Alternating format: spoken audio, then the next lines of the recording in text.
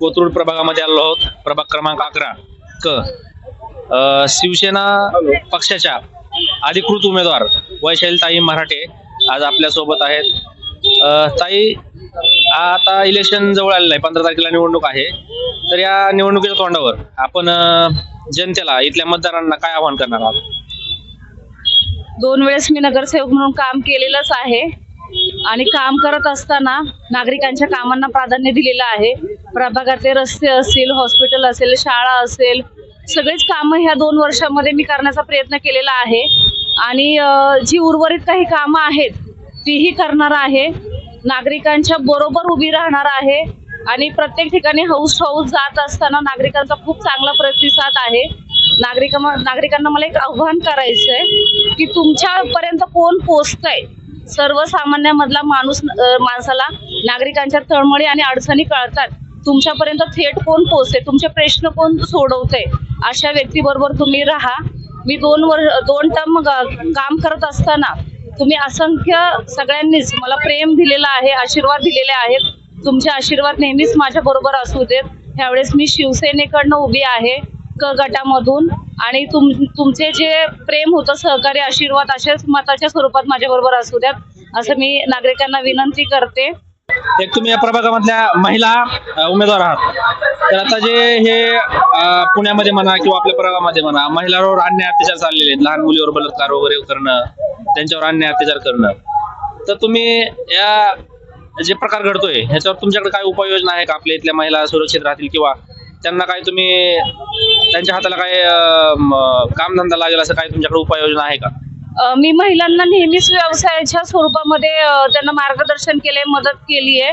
महिलांना मी आपले सह्याद्रीतल्या बजेटमधून 150 शिलाई मशीन वाटप केलेल्याच होत्या. तर मला सोसायटी वर्गामध्ये पण जे माझे काही आहेत मैत्रिणी वगैरे म्हणा, की त्यांच्यासाठी पण माझा एक सहकार्याचा भाग असतो.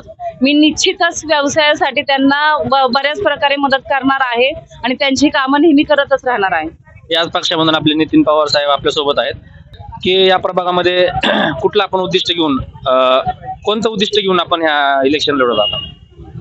प्रभाग क्रमांक 11 कोथरूडमध्ये आम्ही शिवसेनेकडनं अधिकृत उमेदवार, मी ड विभागातनं नितीन रामदास पवार, तसेच आमच्या सहकारी 10 वर्ष नगरसेविका असणाऱ्या वैशालीताई मराठे क मधनं आहेत, तसेच सविताताई भगत या ब मधनं आहेत. या प्रभागामध्ये मी लहानाचा मोठा झालो. या प्रभागामध्ये मी कित्येक वर्ष, एक माझा सांगायला मला आवडेल की मी केबल टीव्ही माध्यमातून मी घरोघरी जो पोहोचलेलो आहे. या माध्यमातून मी बघितले की सर्वसामान्याचे काय अडीअडचणी आहेत. मग पाणीचं संकट असेल, ड्रेनेज असेल, मुलांच्या शैक्षणिक असेल, अशा प्रकारे लाईटचा समस्या असेल, अशा समस्यावरती मात करून सर्व नागरिकांना जास्तीत जास्त कसा याचा उपयोग करता येईल ते मी पाहिजे. आणि मला एक सांगायला खरं अत्यंत आनंद होतोय की मी ह्या प्रभागामध्ये पाहिलं की सगळा धनशक्ती समोर जनशक्ती ही फार आता युक्तिवादाचा फार मोठा हा संघर्ष तयार झाला. तर 100% यावेळेस मी नागरिक नाही म्हणणार, मी त्यांच्या एक कुटुंबातला सदस्य आहे. आणि यावेळेस माझे सदस्य हे धनशक्ती समोर जनशक्ती ही दाखवून देतील. आणि मी जी आम्हाला पॅनल म्हणून शिवसेनेकडनं आम्हाला जी मुख्य नेते माननीय उपमुख्यमंत्री एकनाथजी शिंदे साहेब, मुख्य नेते आमचे शिवसेनेचे, यांनी लाडकी बहीण जी योजना राबवली आहे, त्या लाडकी बहिणीच्या ह्या प्रभागामध्ये इतक्या अत्यंत महिलांना उपयोग झालेला आहे. त्याच्यामुळं यावेळेस हा परिवर्तन लाडकी बहीणच दाखवून देईल एवढं निश्चित. आणि मी जास्तीत जास्त कसं लोकांच्या कामांचा उपयोगी पडून याचा मी प्रयत्न करतो. सविताताई, तुम्ही काय सांगाल या प्रभागामध्ये काय?